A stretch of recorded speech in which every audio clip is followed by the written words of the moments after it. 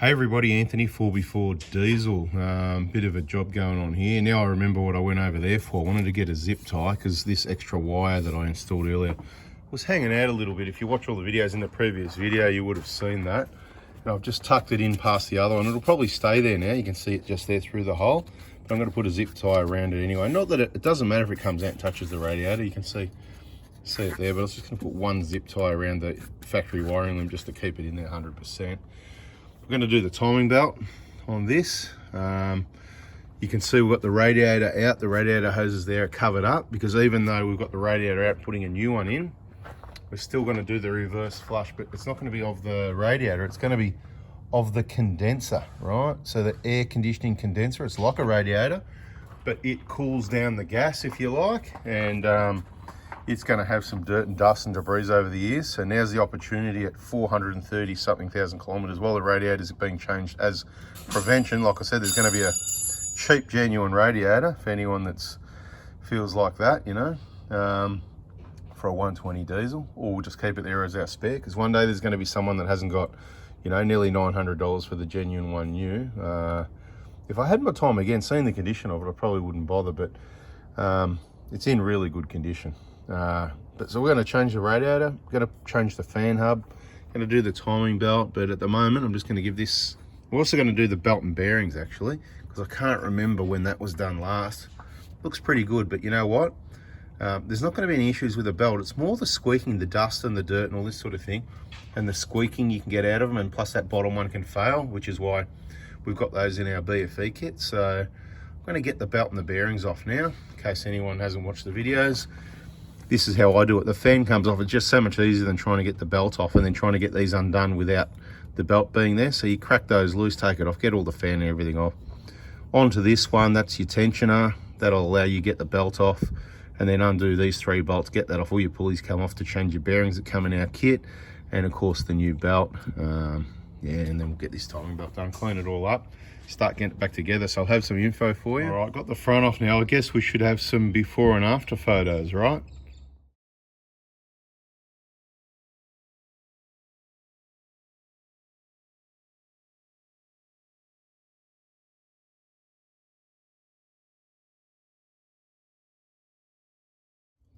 Okay, so the stage we're at now, everything's off, everything's cleaned up. You can see a bit of water in still, so there's going to be a bit more sunlight. That's why we do these outside, get a bit of sun on the job, bit of compressed air, let everything dry up, blow it, just let it dry and blow and dry and whatever, because we want all the water out of any of these components, any water that's in there. It's got to be Mickey Mouse dry. On this one, because it's done 430k, I was thinking about the compressor as well, but just to give you some feedback, we rarely ever hear about, we've never seen one, and rarely hear about people having problems with compressors. There's probably a couple people, but this has obviously got a massive bearing in it, and it's smooth, there's no play in it, it's beautiful, so I'm not worried about it. It's not getting touched at the moment. The vehicle's getting enough stuff as prevention. It's going to be like a new car, it always is. I always look for the next thing. This will be one of the next things over the next few years. It'll just get done anyway, okay? But what I'm saying is, nothing to be heard. It's a free spinner, no issues. You can turn the compressor. Aircon specialists will say you should service your aircon like you service your engine, and when they service it, like I said, they'll put some oil in there, lubes up the compressor. Not sure if I've had this one serviced once or if it was one of my previous Prados, but I really can't remember. So I think it has been serviced once, which is maybe why, you know, but it's all quiet, it's all good, it's working fine. So compressor we're not worried about, but just imagine this bearing went bad. You couldn't even turn your aircon off, some compressors locking up and whatever, and you know, it'd be, considering it's one belt for everything, you're in a bit of trouble if that was to happen. But don't go jumping out there changing your aircon compressor, because like I said, super rare. Now you can probably buy parts for it, or used to be able to. I haven't done any work on it, but I'm going to take a wild guess that, see that there, and unbolt that, and all this will come off, and there's probably some components at the front, clutch and whatever, and some bearings that you could replace without replacing the compressor. But sometimes the compressor is more of the problem than this, so if I was going to do it, I'd probably just do the whole thing and you know I'd go for a genuine component because I know how well this one lasts. Why am I going to risk an aftermarket one, right? So if you're wondering what the bags are, that's to cover the auto lines, that's all. Got a couple of those. It'll get an auto flush as well because that's the next most expensive component behind the engine, and the engine's getting the love now because the components to protect the engine, the radiator, the fan, have got to be in Mickey Mouse condition. Hoses aren't getting changed. I've talked about it before. The Toyota hoses are bloody awesome. So what am I doing now? I'm going to go and press those bearings. Definitely, the bottom one was a little bit dry, noisy, and they've been changed a couple of times before, but this does a lot of dust, dirt, sometimes mud. Mud equals money. I avoid it, but you can see, you know, up the cape, that red stuff in those dirty holes, and it runs in. So anyway, bottom bearing, I think it's been done since then anyway, but still it's a bit dry. The second one up was a little bit notchy and the top one was smooth, but it had a bit of a, I could tell, you know, so the bearings are getting done, so I'm going to change those. Save any confusion. The big one is the bottom one, right? I'll just show you in case you pull it apart yourself and you forget. The big bearing, that's the one that if it fails, it really causes grief for people. Rarely happens as well, but it can happen. So that's a cheap fix with that bearing that comes in our BFE kit. This one, the small one goes in the middle, the big one at the top, right? The small one generally on the 120, at least it's silver and black at the top. So silver in the middle, black at the top. I'll just show you the configuration. You've got that little spacer at the back, don't forget that. Okay, same thing with the top one. Now, so what we're going to do, we're going to go press them all out, clean them up and put some new bearings in. And I've demonstrated that before in videos in the BFE, so we're not going into too much detail showing you how to do things because it gets boring over and over again, right? Just bonus info, things that hopefully I haven't mentioned before, why we're doing things and things for you to consider to keep your last of the best reliable. So here's our nice new pulleys and bearings. No, it's not actually a new pulley, it's the old one. I'll just go over a bit of a clean up. So if you want the exceptional service, you know, with all the bonus extra cleaning of things that don't really matter, just let me know when you're booking the car at the Prada Hospital, and you know, we can spend, for the extra fussy people, extra time just cleaning and polishing every component, including all these bolts and washers and everything. That's what's going to happen next. I'm going to clean those up a little bit. Bit of corrosion on that bottom one, you get that. That's probably why, you know, it gets in there. So that's why the bearing has a bit of a hard life. I'll put a little bit of copperese on that thread as well, and we'll get these back on the vehicle. Right, now that this is all dried up, I've got the timing belt and everything on, all brand new components. Just want to give you a few tips. I'm not going to go into too much detail. Like I said, we've got the BFE playlist, which has got all your timing belt info, all about these bearings. And I'll tell you what, I was umming and ahhing about. I wasn't sure when I changed them last.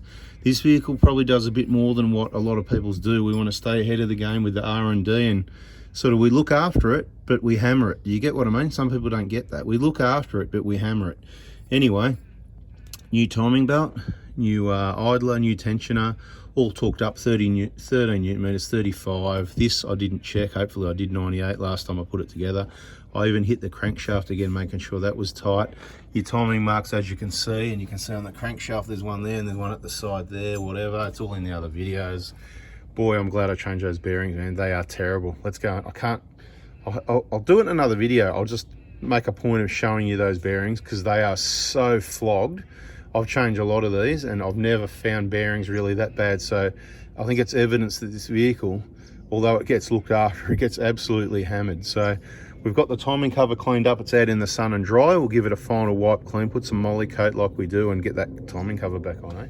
All right, here we go. What are we up to? So obviously the timing belt went on. Made sure those components, always triple check, think and check that you've torqued up those components, because anything fails in there, that's your engine, not good. You can see I've got nice shiny new bolts and washers there. Look, you don't need those. It's just because I paid for them. I keep them in stock for in case they're missed. Sometimes they're missing on customers' vehicles because people have worked on it before is the only reason. And of course I've got new ones to put in there, but now I've got 6 good second-hand ones to put in there because my car gets the new ones. There's no point having the new ones on the shelf and the old ones. So any good second-hand ones are fine. So that's what's going on there. If you want new ones, just let me know. And for about 60 bucks, you can have 6 new ones as well. I can't remember how much they are, but those bolts and washers, I think it all adds up. That's probably about what they are, 10 bucks each, something like that. Bearings, like I said, all on these. I think there is a torque for these. It's probably about 40, but I just do it by hand. I know what feels right on those. Just be careful. If you know what you're doing, you know what I mean. If you don't, work out the torque and get a torque wrench. I think it's about 40, but don't hold me to it because I don't know. Mate, I tell you, those bearings, I absolutely flogged those old bearings. So glad I did this job. I was thinking about doing it after this big trip. Glad I did it before. So yeah, new bearings, new drive belt again, new timing belt, idler tension. The only thing we didn't do was the water pump. It's only done about a bit over 60,000 K, so we're going to risk that one for the biscuit. Closer to 600,000, or if it leaks, then we'll probably come in and do all this all over again, because when you use the vehicle like the way it's designed to be like this, you do need to do extra maintenance. You really need to go above and beyond. So I'm quite confident in everything that's happened here, and the aircon compressor as well, which is really good. So now we're gonna end this video and we're gonna wrap it up, and we're gonna move straight onto a video changing that fan hub, whatever, and we'll get the new radiator back in. Everything's drying up nicely. It's not a rush job here. It's nice and slow. Think it through, check everything. Something to be careful of when you are taking your radiator out. Don't swing your ratchet and hit this clip, because it's old and it's white and it's probably brittle, and if you knock it you could break it. So just be careful, because I see a lot of those broken. One nut on there at the moment, just holding the pulley while I put the belt on, and of course soon that'll come off before the fan goes back on. Obviously, yeah, you can see what I'm doing, can't you? Surely. All right, catch you in the next video. Subscribe, turn the bell on so you don't miss it. See ya.